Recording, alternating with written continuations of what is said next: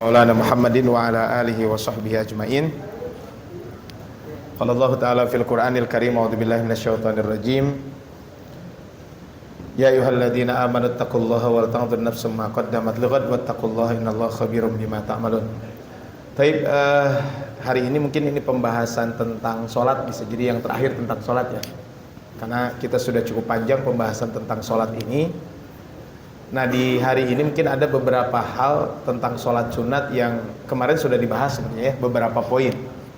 Sholat tasbih kemarin sudah gitu ya kita bahas, sholat hajat, sholat taubat, sholat istikharah. Nah kan kalau sholat tasbih kan sebagian ulama mengatakan tidak boleh karena hadisnya lemah. Kalau sholat hajat memang sebagian para ulama mengatakan emang ada dalam satu hadis.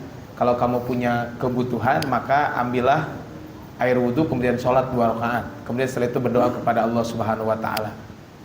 Kalau sholat taubat ini adalah kaitan dengan sholat setelah orang melakukan maksiat. Kemudian dalam sebuah hadis siapa yang melakukan dosa, kemudian setelah dia melakukan dosa ambil air wudhu kemudian sholat 2 rakaat. Kemudian memohon ampun kepada Allah Subhanahu Wa Taala. Nah kemudian Rasul membaca ayat di dalam surat Ali Imran ayat 135. Walladzina idza fa'alu fahishatan aw dzalamu anfusahum dzakarullaha fastaghfiru lidzunubihim. Nah, kemudian ini tentang sholat taubat ya. Nah, memang sholat hajat, sholat taubat sebagian mengatakan cukup aja kita sholat biasa kemudian berdoa gitu ya. Kemudian sholat istikharah. Tentu ini sholat istikharah ini adalah sholat karena kita meminta pertimbangan. Makanya kemarin saya sampaikan ketika kita ada sesuatu lakukan 2 hal. 1 istikharah, 2 istisyarah.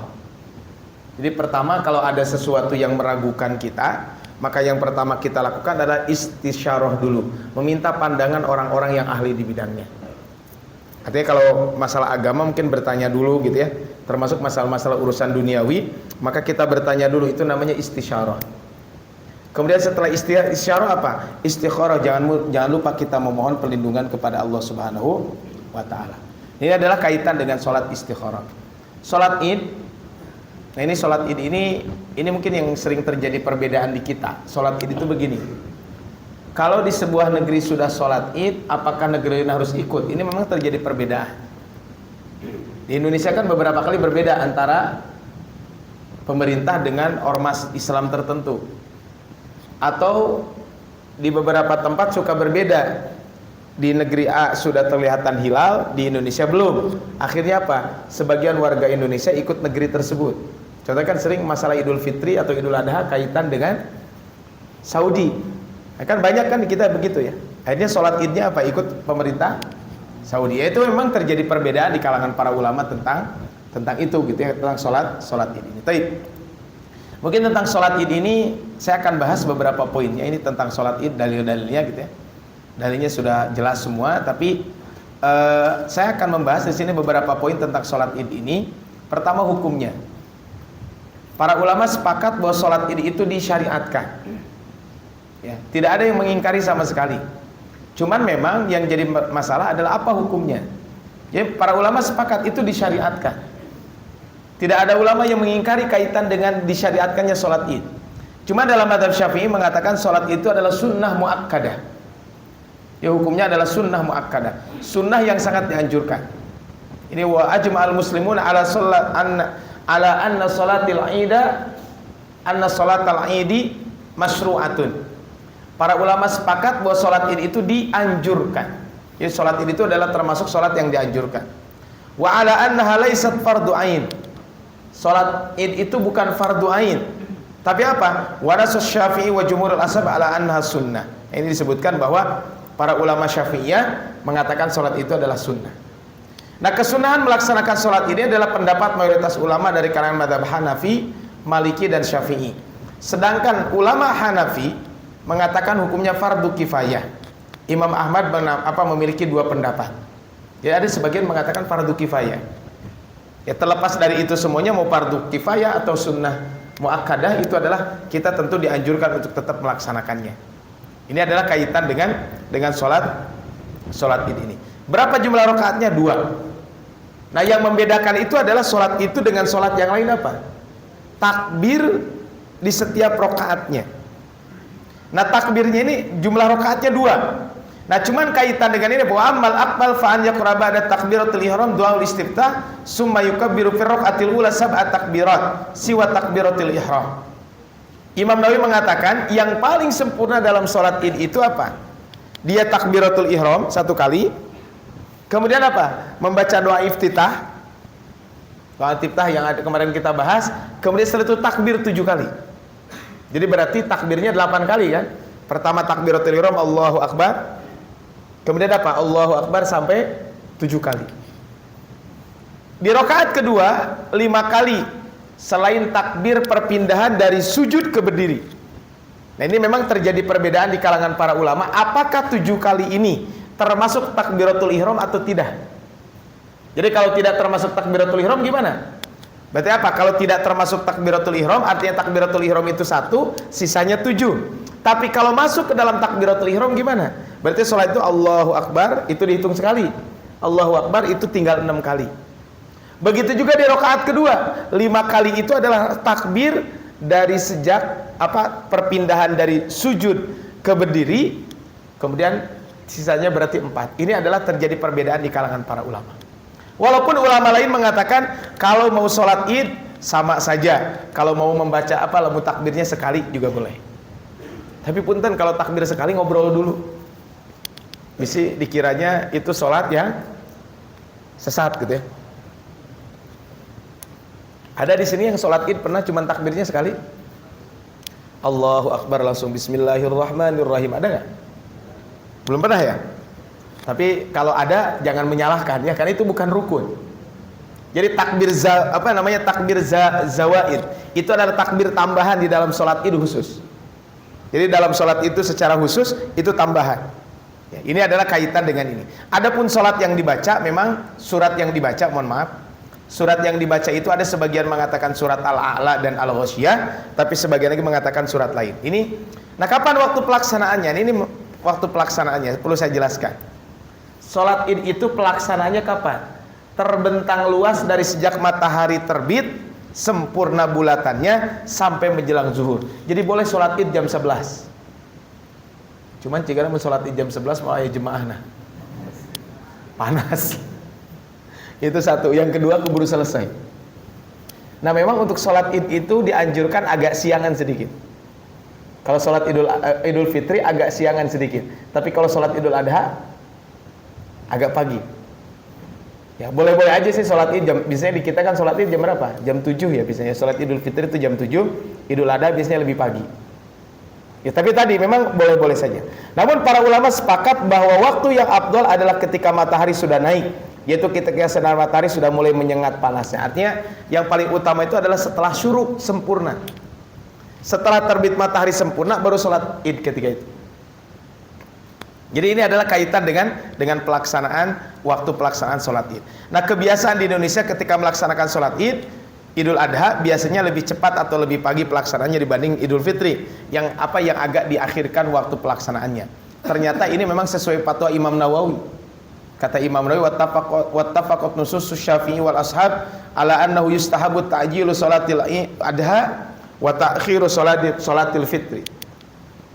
Para ulama Syafi'iyah sepakat bahwa kalau sholat Idul Fitri itu diakhirkan, maksudnya agak siangan dikit. Kalau sholat Idul Adha diawalkan. Kenapa? Karena sholat Idul Adha kaitan dengan penyembelihan.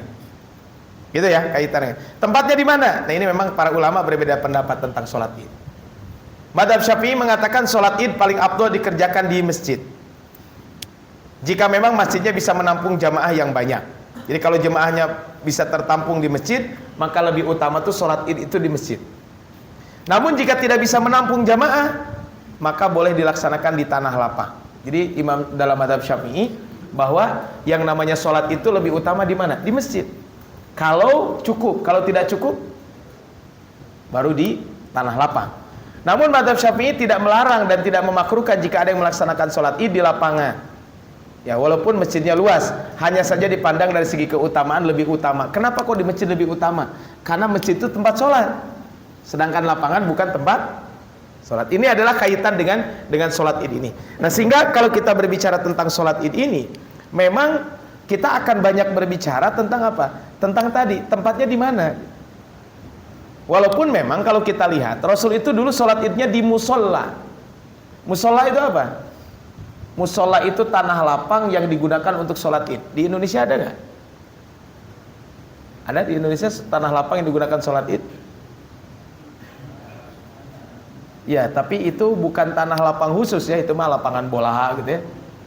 Jadi idealnya memang sholat id itu di tanah lapang yang tidak digunakan apa-apa kecuali sholat id. Tapi di Indonesia ada nggak? Nggak ada ya. Di Indonesia mah biasanya lapangan futsal gitu atau di jalan raya gitu ya. Ya boleh-boleh aja silahkan. Tapi jangan sampai ribut, karena pernah di salah satu masjid teman saya, di salah satu masjid sholat idnya di dua tempat. Padahal satu masjid yang sama, satu di masjid, satu lagi di tanah lapang. Itu teh pengurus DKM-nya sama. Ya, ada yang kubu sholat di lapang, ada yang kubu sholat di masjid. Itu nggak boleh lah seperti itu ya. Walaupun sah-sah saja sebenarnya kaitan dengan ini. Nah, ini adalah kaitan dengan sholat. Apa yang disunnahkan kalau sholat id? Satu, ini sunnahnya makan sebelum Idul Fitri, tidak makan sebelum Idul Adha. Kenapa sebelum Idul Fitri makan? Karena biasanya terbiasa puasa, khawatir itu kebiasaan itu terbawa. Kalau sholat Idul Adha, kenapa dianjurkan tidak makan dulu? Supaya makan daging kurban. Cuman kurbannya dibagi ke asar, jadi nunggu. Tiga bagian, di sini ada warga pendatang dan di sini yang ngontrak. Ya mangga lah itu ya. Maksudnya itu hikmahnya. Kenapa? Karena kalau zaman dulu kurban itu tidak ada kepanitiaan seperti kita. Maksudnya tidak ada kepanitiaan itu kan tidak dikelola di satu tempat kan. Sampai hari ini ya walau yang saya lihat di beberapa tempat di Arab itu tidak ada kepanitiaan seperti di kita. Kalau di kita mah ayat panitia kurban dan lain sebagainya. Nah kebetulan kalau di Arab waktu itu saya lihat rata-rata nyembelihnya sendiri-sendiri. Sehingga kalau nyembelih sendiri kan gampang dagingnya ya. Ya kan kalau nyembelih sendiri mah udah dipencit lah, artinya setelah disembelih dikulitin sedikit, kemudian ambil aja dagingnya dulu, masak kan bisa. Tapi kalau punya warga kira-kira bisa nggak gitu? Jadi baru dikulitin, langsung ambil dagingnya dimakan untuk panitia, kayak omongan namanya. Itu kan babnya lain. Nah, kemudian mandi sebelum sholat. Jadi dianjurkan kita mandi dulu sebelum sholat. Menggunakan parfum bagi pria, memakai pakaian terbaik, bukan pakaian yang baru, tapi pakaian terbaik. Memotong kuku, bulu dan rambut. Sholat id ini dianjurkan berjamaah, tidak ada adzan dan tidak ada iqamah. Disunahkan as-sholatu jami'ah. Walaupun ini sebagian ulama aja, karena ulama lain mengatakan bukan sholat id yang as-sholatu jami'ah itu.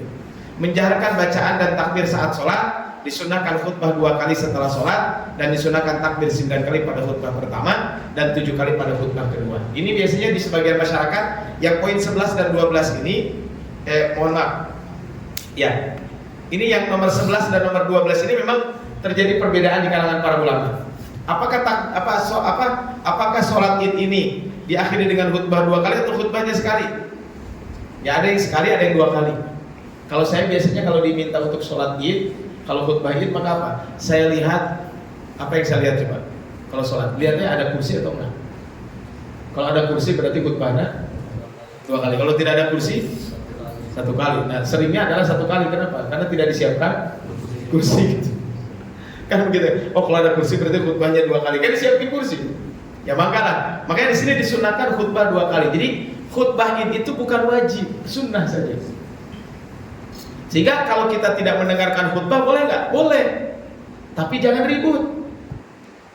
Punten ya, saya pernah khutbah di salah satu masjid itu mah gak sopan asli. Si jemaahnya itu kan memang di tanah lapang gitu. Yang bapak-bapak yang kayak khutbah itu punten diminggir sambil ngerokok gitu. Asli. Ya, kalau di Tapio saya alhamdulillah udah terlarang kan ngerokoknya ya. Ini mah sambil ngerokok kan gak sopan. Makanya kalau kamu ya bubar aja, pulang aja. Tapi dengan tertib. Memang tadi khutbah id itu sunnah, tapi tentu ini adalah walaupun sunnah, Rasul selalu melakukan itu. Jadi sunnahnya adalah tadi ada khutbah id 2 kali.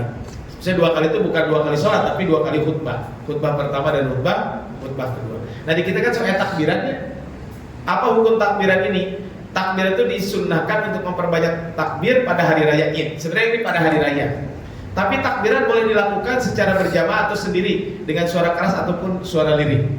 Pada umumnya memang takbiran dilakukan secara berjamaah dengan suara keras. Hal ini boleh-boleh saja dilakukan sebagai bentuk syiar agama Islam. Imam Ibnu Qudamah mengatakan takbiran boleh dilakukan secara berjamaah dengan suara yang keras sebagai bentuk syiar dan untuk mengingatkan orang lain. Hal ini sebagaimana pernah dilakukan oleh sahabat Abdullah bin Umar. Beliau pernah takbir keliling ketika sholat Idul Adha, ketika hari raya Idul Adha, sehingga orang-orang pun ikut takbir bersama beliau. Dalam kitab Sahih Bukhari, Khalifah Umar pernah bertakbir di Mina. Kemudian para sahabat lain yang berada di Mina dan di pasar mendengar takbir beliau dan ikut bertakbir bersama Abdullah bin Umar tersebut.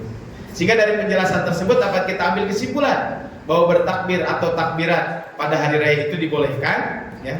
Kemudian apa? Dan dilakukan kalau bisa secara berjamaah. Ini dilakukannya berjamaah kalau takbiran itu. Ini adalah kaitan dengan takbiran. Jika kita perhatikan biasanya sebagian kaum muslimin mereka mengumandangkan takbir tidak hanya mereka lakukan pada hari raya. Bahkan setelah hari raya pun mereka masih bertakbir di masjid-masjid atau musola. Apakah benar para ulama menganjurkan demikian? Lalu jika memang benar, sampai kapankah batasan takbir itu?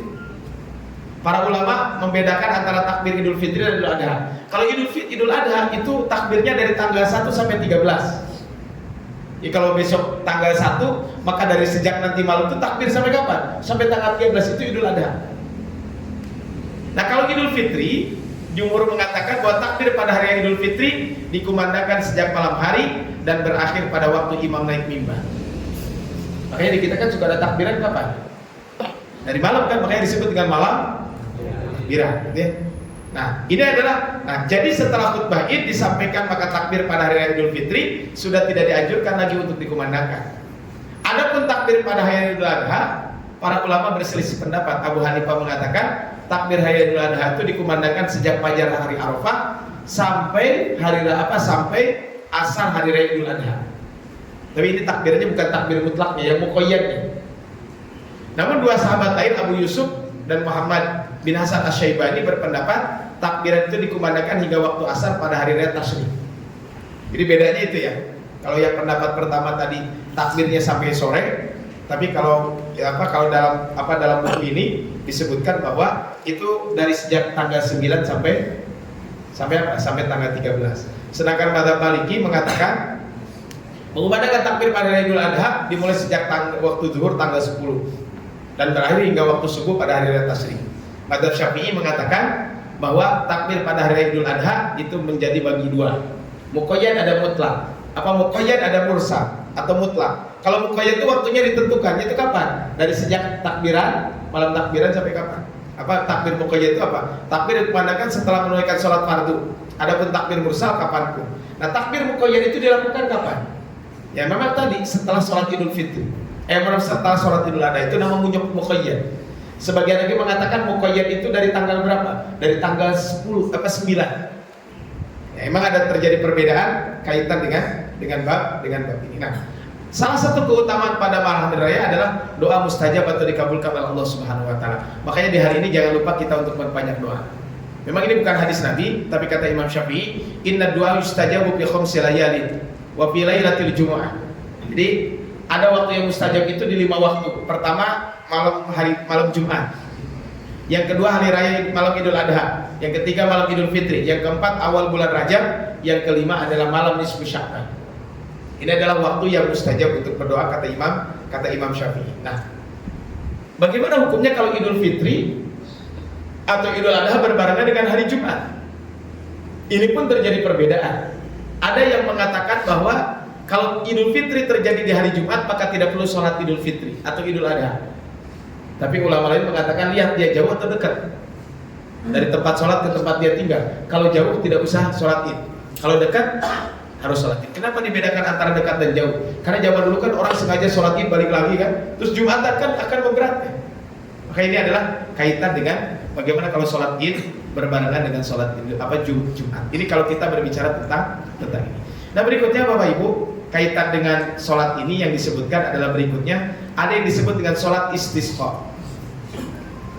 Sholat istisqa itu apa? Sholat meminta hujan. Nah memang sholat meminta hujan ini sama sebenarnya dengan sholat Id ya. Ada kesamaan di situ. Sama-sama dilaksanakan sholat sunnah, dilaksanakan berjamaah. Cuman memang yang membedakan adalah kalau sholat id itu ada takbir 7 kali dan 5 kali, kalau sholat gerhana itu nggak ada. Sholat gerhana itu diawali dengan sholat dulu, baru di akhirnya apa? Khutbah. Kan mirip dengan Idul Fitri sebenarnya kalau kita berbicara tentang sholat sholat istisqa atau sholat meminta hujan ini. Jadi jumlah rakaatnya sama 2 rakaat, tata caranya mungkin yang berbeda. Ini tata caranya mungkin ya, kaitan dengan ini. Bagaimana cara melakukan istisqa? Istisqa itu ada 3 macam. Jadi kalau teman-teman pingin istisqa, bukan sholat istisqa. Apa bedanya sholat istisqa dengan istisqa? Kalau sholat istisqa itu sholat meminta hujan. Kalau istisqa itu meminta hujan saja. Makanya yang paling utama sholat 2 rakaat kemudian berdoa. Itu namanya istisqa yang paling utama. Kalau tidak bisa, berdoa sholat istisqa di sholat fardu atau ketika khutbah Jumat dan lain sebagainya. Yang ketiga berdoa saja tanpa sholat. Ini kaitan dengan istisqa ini. Nah, kalau mau istisqa minta hujan, satu, awali dengan taubat. Makanya kalau mau sholat istisqa itu disuruh berpuasa dulu, memperbanyak amal soleh seperti sedekah, berpuasa selama 4 hari sebelum sholat istisqa. Jadi 4 hari sebelumnya puasa dulu. Tawasul dengan amal soleh, tidak dianjurkan memakai wewangian. Waktu sholat istisqa boleh kapan saja. Disunahkan berkhutbah setelah istisqa. Tata cara takbir sama seperti sholat id, tidak ada adzan dan tidak ada iqamah. Itu namanya sholat istisqa, sholat meminta hujan. Apakah istisqa dilakukan karena kekeringan saja? Ternyata tidak mesti. Jadi, jangan sampai mengatakan, oh istisqa itu lamun paceklik atau kering. Kalau enggak masa tidak akan istisqa. Tentu ini berbeda ya kaitan dengan istisqa ini. Ini adalah kaitan dengan istisqa. Mungkin kalau istisqa ada yang belum pernah sholat istisqa di sini. Yang belum pernah sholat istisqa. Ya, banyak ya belum pernah ya. Yang pernah di mana sholatnya? Di lapang ya. Ya, kalau pernah ya enggak. Yang enggak pernah juga enggak apa-apa. Berarti kalau enggak pernah memang di tempatnya tidak pernah ada sholat istisqa. Nah, tapi tadi istisqa itu tidak mesti sholat. Bisa aja kita berdoa setelah sholat. Itu pun termasuk istisqa.